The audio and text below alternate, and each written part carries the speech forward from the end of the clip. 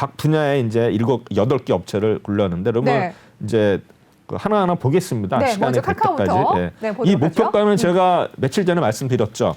우리 그 증권사 HTS의 스냅샷에 네. 거기 이제 목표가 나오는 거 있잖아요. 아, 그거 예. 가져오신 예, 거예요? 그걸로 해서 제가 아. 목표가를 했어요. 근데 네네. 그거는 뭐 이거는 아직 그 우리가 내가 볼 때는 이거는 중장기적으로 보는 거기 때문에 어떤 면에 의미는 없지만 이제 네. 이런 거를 한번 있다는 걸 제가 소개하는 거예요. 그래서 네. 뭐 카카오는 뭐 여러분들이 잘 아시겠지만 결국에 이제 올해도 매출 성장이 30% 이상이 예상이 돼요. 그래서 이제 고성장이 계속 유지될 전망이고요. 그다음에 네. 이제 톡비즈라고 아시죠? 네. 광고 부분에서 이제 비즈보드 광고 호조 속에서 샵탭을 통한 인벤토리 확장 효과. 그다음에 커머스 부분에서는 이제 선물하기, 쇼핑하기, 뭐 쇼핑라비, 메이커스 등 다양한 이제 카테고리가 있으면서 외형이 성장되고 있고요. 그다음에 신사업은 아시다시피 이제 모빌리티 사업이었죠. 네. 대리운전의 안정적 성장세가 유지되는 가운데 코로나19로 해서 카카오 티블로 수요가 증가하고 있다. 그래서 또한 카카오페이의 그 총 매출액이 올해 무려 70조에 근접을 하거든요. 맞아요. 그래서 이제 내년도에 상장을 하는데 아마 가치가 계속 오를 것 같고요. 네. 그다음 콘텐츠는 카카오 재팬의 피코마가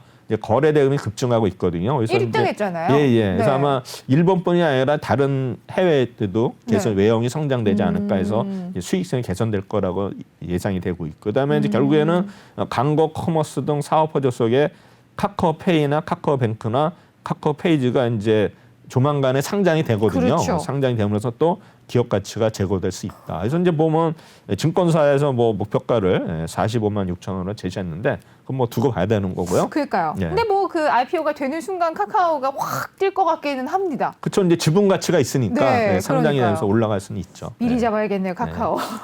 그다음에 이제 사람인 그리고, HR 네. 이거는 이제 우리 구직하시는 분 다 아는 거죠. 그렇죠. 가장 많이 회사인데. 이용하는 뭐. 예. 네. 근데 이제 지금 보면은 코로나 때문에 사실 올해 우리나라 이제 이런 채용 시장이 많이 좀 줄었는데 네. 결국 이제 코로나가 극복이 되면서 이제 채용 시장이 이제 정상화 전망, 그러니까 내년을 보는 거죠. 그래서 이제 코로나가 다시 확산되면서 채용 시장 회복이 이제 불투명해졌는데 네. 늦어도 내년부터는 기업들의 채용이 활발해지지 않을까 예상이 되고 그렇죠. 있고요. 돼야죠. 당연히 이제 올해는 이익 성장이 둔화됐지만 내년부터는 이제 정상화될 것이다 이렇게 네. 예상이 되고요. 또한 이 정부로서도 이제 공공 일자리 확대 이런 계획이 계속 발표되고 있죠. 네. 그래서 올해도 보면 이제 공공 부문을 해가지고 150만 개의 일자리를 창출할 계획이었는데 아마 상반기에 아마 55만 개가 추가로 된 것 같고 하반기는 아직 자료가 없기 때문에 잘 모르겠지만 네. 결국에는 이제 이런 일자리의 확대가 됨으로써 일단 사람인 HR의 어떤 역할이 그냥 이제 중요하다고 중요해지겠죠. 그렇죠.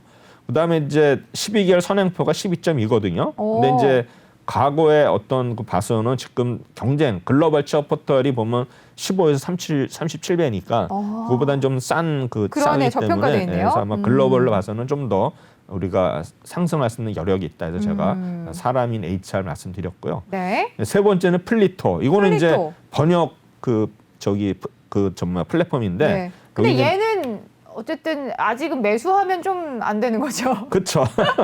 적자였는데 네, 적자니까. 이 목표가는 제가 정했어요. 목표가가 아, 없어요. 요거지. 아, 그러세요? 왜냐하면 이제 뭐 아. NR이라고 not rated 뭐 이렇게 나오는데 그래서 이제 아. 투자 포인트는 뭐 일타 쌍피 뭐 고수덤 그건데 지금 현재 보니까 네. 12,700원이네요, 현재가가. 아, 그렇습니까? 네. 예, 예. 근데 그래도 뭐- 16,500원이면 그래도 오. 그래도 뭐 10,000원이 넘어요. 적자회사지만. 오늘도 빠져요, 또 플리토가.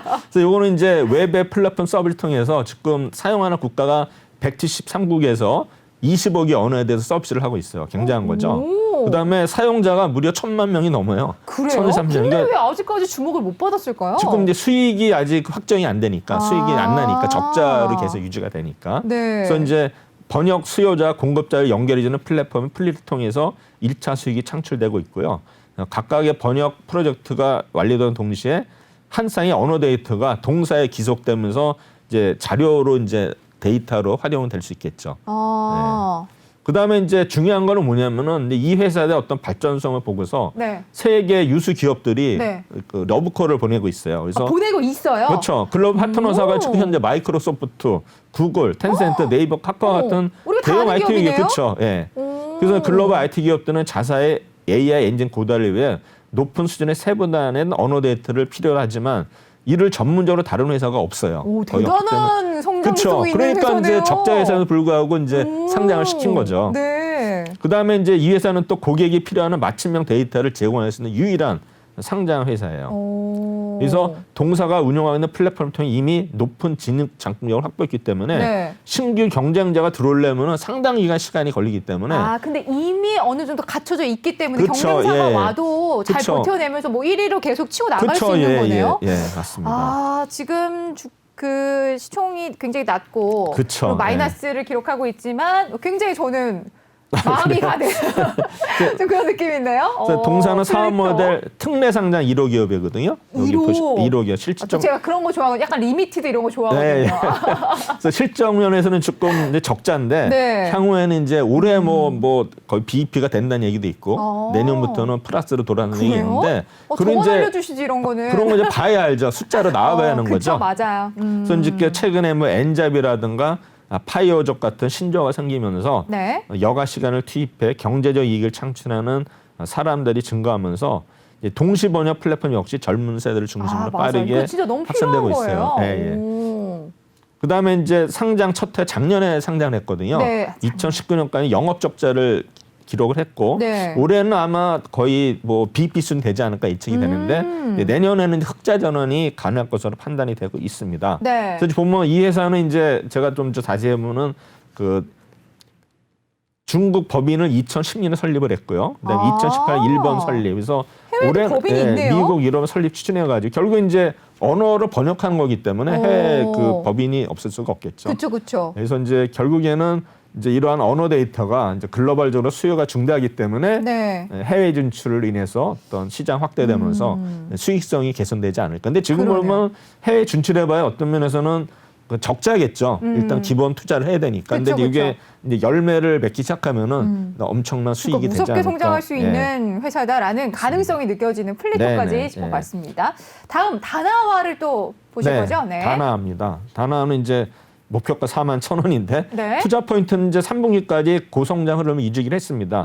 이 회사는 이제 제품 가격 비교 및 조립 필수 구매 등 플랫폼 운영 사업자가 되겠습니다. 네. 그래서 플랫폼을 기반으로 해서 제휴 수수료, 광고 수익, 서비스 수익, 제품 판매 매출이 발생이 되고요. 네. 3분기에는 이제 별도 매출액 기준으로 해서는 전년 동기 대비 23% 증가를 했고 영업이익은 무려 46% 증가를 했습니다. 오. 이는 기존 추정치를 큰 폭으로 상회하는 어떤 우수한 실적이 나왔고요. 네. 연결 매출액은 전년 동기 대비 16% 증가 289억. 그래서 추정치를 일단은 상회를 했고요. 네. 별도 영업이익률은 45%를 기록하고 있습니다. 그다음에 주요 사업 부분에 이제 실적이 전년 대비 대비 증가한 거는 이제 트래픽이 공성장한 겁니다. 그래서 서비스 일 평균 트래픽이 가격 비교의 경우에는 네.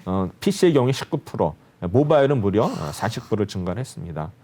또 특이한 건 3번에 보시면 이제 여성 회원수가 증가 추세에 있거든요. 그래서 네. 작년 말 약 30% 수준에서 올해는 약 35% 수준으로 증가를 했다는 게 나옵니다. 앞으로 더 증가할 수도 있을 것 같아요. 예.